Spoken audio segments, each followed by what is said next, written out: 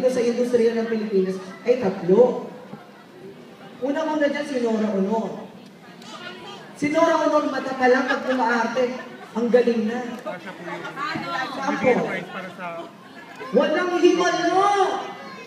Dahil lang yung nangyayari ng tao! Hello! Everybody home! Ganyan siyang umarte, si Nora Honor. Pero may isang magaling na artista umarte, si Vilma Santos. Mapapansin niyo mo si Vilma Santos sa yung mga hysterical. Parang ganito.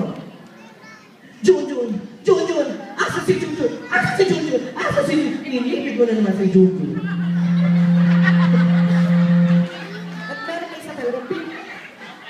At meron pa talaga isang pinakamagaling na artista. Malumani lang siya pero may puso, may kapit sa puso pag umaarte. Si Jacqueline Jose. Pag napapansin niyo kung papapanood, ang hinay-hinay niya umaarte. Sabi niya sa mula sa puso, nasaan si Bia?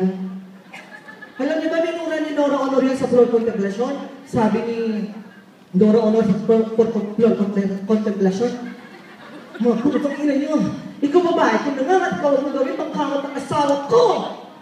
Sumagot si Jacqueline Jose. Ikaw ang asawa, kabit lang ako. Putang ina mo rin. Ganon! Ganon siya umarte. Sumagot na naman si Nora Honor, sabi ni Nora Honor, sasampalin ito! Sabi ni Jacqueline Jose, wag, masakit. Ganon siya umarte. Di ba kung mapapasin yung mga artista ganyan, may mga kailangan, pero kung titignan nyo, pwede rin parang gawin katatawanan. Pero bago po lahat, hindi naman po talaga dito yung pinaka-joke namin, dahil meron po talaga kami hinanda. So, kasi nawala rin sila, talaga iniwan ako mag-isa.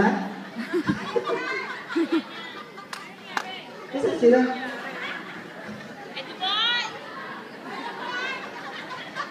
Asan na? Saan natin?